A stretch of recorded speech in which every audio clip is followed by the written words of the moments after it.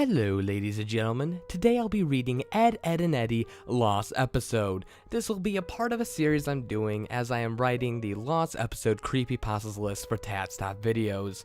With that being said, without further ado, let's begin.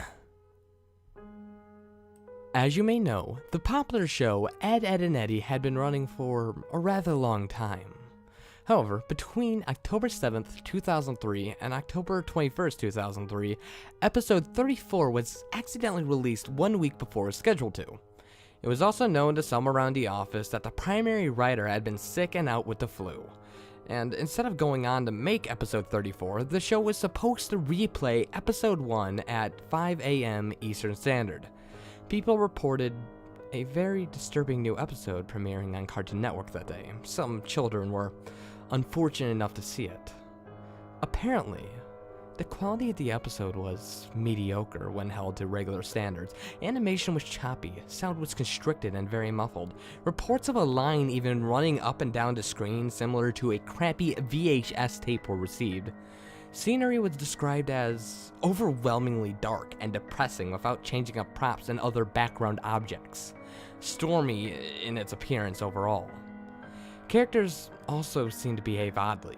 Instead of the normally goofy hijinks-inspired personalities, viewers complained that they seemed incredibly agitated and grotesquely hurtful towards each other, and constantly beginning to sob after their lines. The protagonist also had a very bad lisp. No one knows why, but he spoke with a rather sexual tone that, again, bothered most of those viewers. I was one of them. The episode began with Eddy walking down the street with Ed. I noted that Double D happened to be missing from the scene. There was an angular shot coming from in front of the two, showing them walking towards the viewer. He, Eddy, was wearing a rather angry expression, the same one that he wears when something goes wrong. His eyes were red around the iris. Ed looked absolutely forlorn, practically being dragged behind Eddy, tears in his eyes, which were both lazy-looking and opposite in both directions. Kevin, in the series' antagonist, was riding his bike opposite to Ed's, towards them. The shot became very blurry. Low moans were heard coming from Eddy before Kevin hit him, which honestly never happened on screen, usually it just went to black. The screen then snapped back to Kevin, again heading towards Eddy.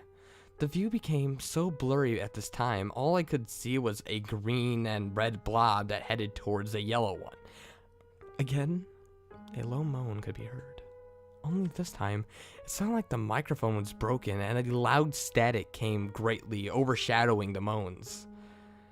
Next, a claymation sequence of Double D sleeping in Eddy's bed came up. Honestly, it could have been the abruptness of the scene, but I jumped and shivered upon seeing it. Waking up and getting out of the bed, he slowly moved oddly around in the circular room with a fast pitter-patter of his footsteps. He was walking in a oddly unnerving and disjointed motion, only something that claymation could honestly portray. It was something like Out of the Ring, except claymation again. The steps were very clear. I was shown a bird's eye view of him scampering around the room. There were no visible doors either. Ed began screeching as loud as he could. It sounded like a Fisher cat as he moved wildly around the cell of his room, faster and faster until the screen began blurring again. In the purple room's floor coloring began swelling to now orange blur. An extreme close-up of Eddy's front door sat in absolute silence for a maddeningly long time, at least 2 minutes of dead silence and this door. Next, we see Jimmy and Sarah at a doctor of some sort, probably oral. Jimmy, obstructed in view by a hanging lamp, is crying loudly with Sarah trying to comfort him in a unusually warm fashion. "It hurts, Sarah. It hurts."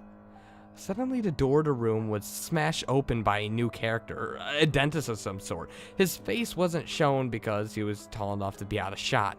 Sarah was escorted out of the room, and Jimmy was shown with his headgear mangled, bent upwards, stretching his lip very, very high in tearing proportions. The front of his gums was trickling with blood, and teeth were actually missing at this point. And the disturbing part wasn't the teeth. The disturbing part was he had lost both his arms and legs beforehand, apparently, and sat as a paraplegic. I almost cried upon seeing one of my most favorite characters come to this conclusion. The others must beaten him up or something.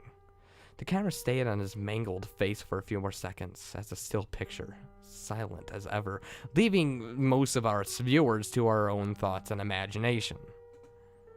The commercials at this point came on and were as normal can be. It seemed that we were either getting a breather or maybe it was a tape, I don't know, but the commercials just seemed comforting at this point. However, when we came back, we were instantly assaulted with a very hairy Ralph in his darkened shed fisting a cow repeatedly.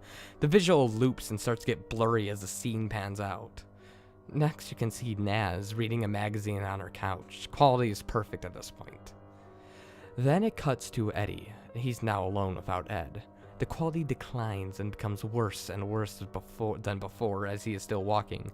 The sun now lighting the mood somewhat as he smiles and begins running. The door is shown again, and we see through Eddy's eyes as he reaches it and opens it. His house is nice and bright, and a very badly played violin is now blaring, the only audio in the scene that permeates through his house. Eddy now opens the door to his room. Then, it cuts to Johnny. Johnny is shown under Naz's couch cushion. He crawls out on all fours in a very comedic way and pops out from behind her, still oblivious. I laughed somewhat as they forgot to draw his eyes, I thought. Suddenly, I stopped laughing as he starts swallowing her head, still in a cartoonish fashion, of course, but this time it was different.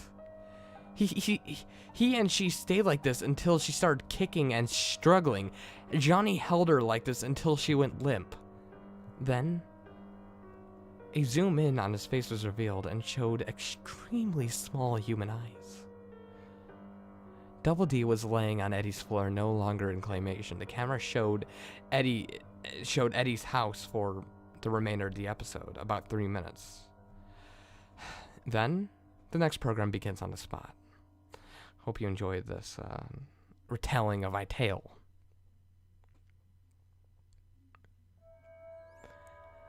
And that was Ed, Edd, and Eddy Lost episode. I hope you guys enjoyed this one, as I enjoyed reading it. It took a few tries, and to be honest, there's absolutely nothing wrong with this creepypasta in terms of actual story. The only issue, I guess, if you're an aspiring narrator I would put on reading this is the actual writing. It is written literally scene by scene what happened. I had to actually ad-lib a lot of the stuff coming apart, so it felt like it flowed better. I.e., it'd say that, oh, commercials came on. We were instantly assaulted by a very hairy Ralph. You have to actually do a bit of ad-libbing in that part. But besides that, this is not really a good story for narration, but in terms of an actual story, it's probably one of my favorites and one of the best ones I've read. I know I've been saying this quite a lot, but I've been reading a lot of classics, in my opinion, in my recent time. I'll try to get a shit pasta out sometime. Well, this has been That Creepy Reading, and I'm signing off.